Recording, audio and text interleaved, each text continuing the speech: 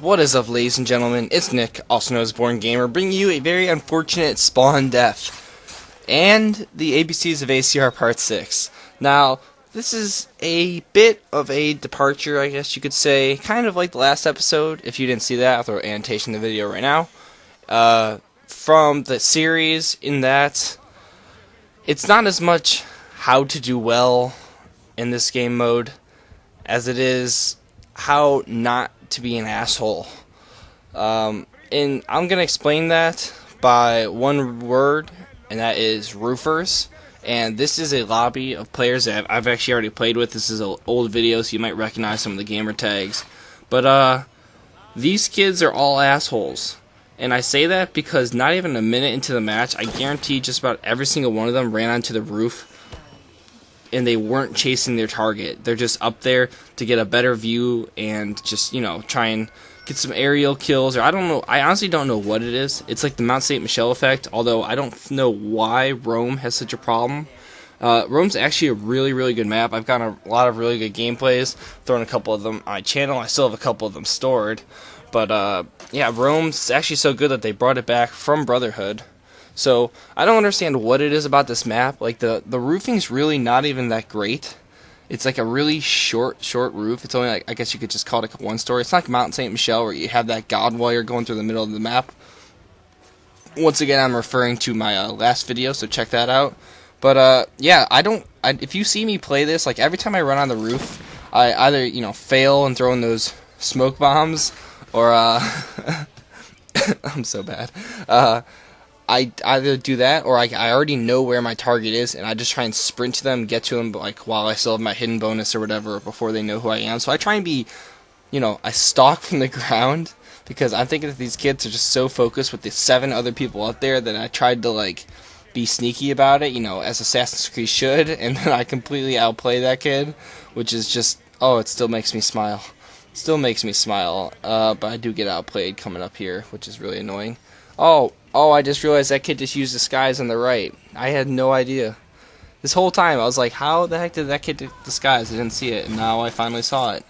Outplayed by a level 16. Way to go. Way to go. And a deacon! Oh my god. Oh my god. Alright, okay.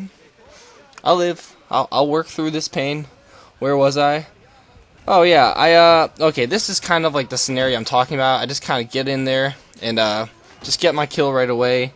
Well, not right away. I build up this nice little focus incognito, and I think I get my greater variety from it. And as soon as I do, I just get off the roof, because that spells death. Especially because I have 0 pursuers and no target. I guarantee if I'm standing up there, at least 2 people, okay, 2 people, like I said, are going to become my pursuers. And most likely I would have been standing about 10 feet away from one of them. So that would have been no fun for me. So, when you're in this kind of situation, I would refer to, like I said before my last video, and use Mount St. Michel tactics. Press start, press up, and when it asks you to quit, press yes. So, but for those of you that are like me and want to stick it out like a champ because you think you can win, I have a couple of little tips for you. The first thing I'm going to say is that you're going to want to go for your greater variety.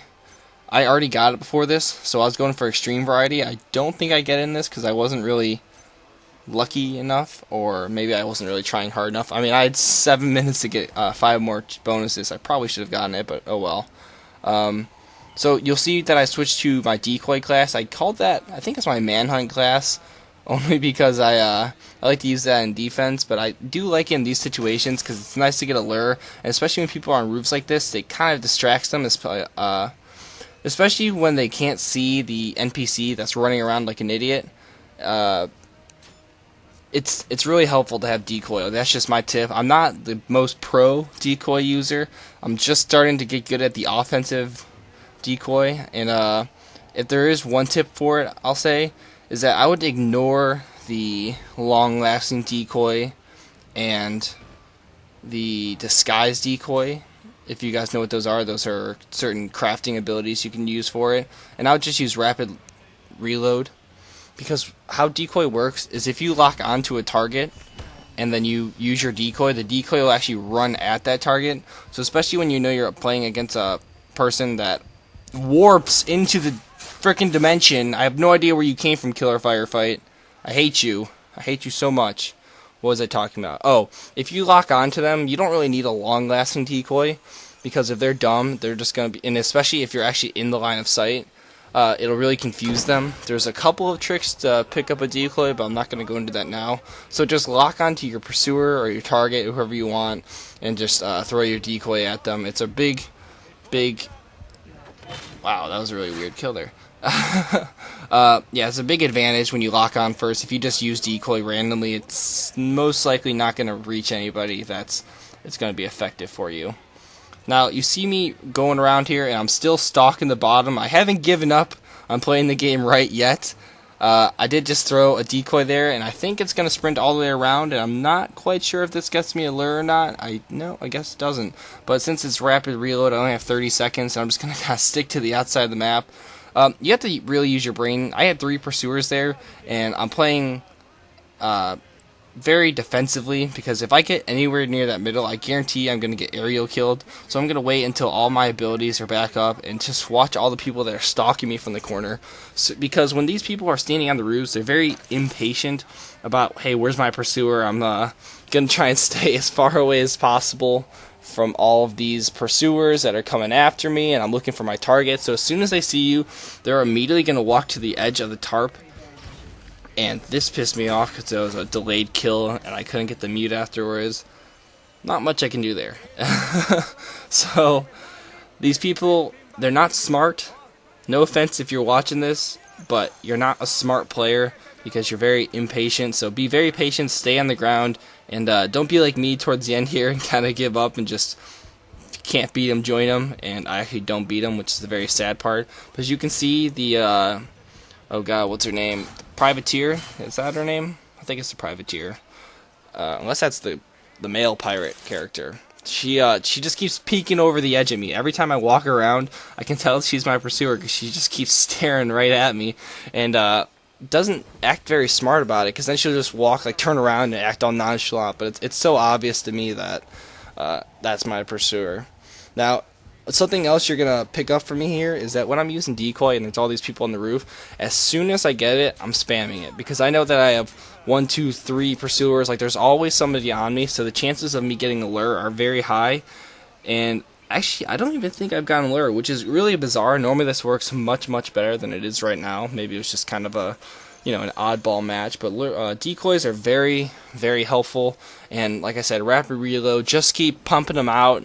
You're going to get lucky, you'll lose a pursuer, and it'll make your life a whole lot easier. And it's especially good for your target, because they think that you're running away, so they're not too scared about where you're coming from, so that's always nice.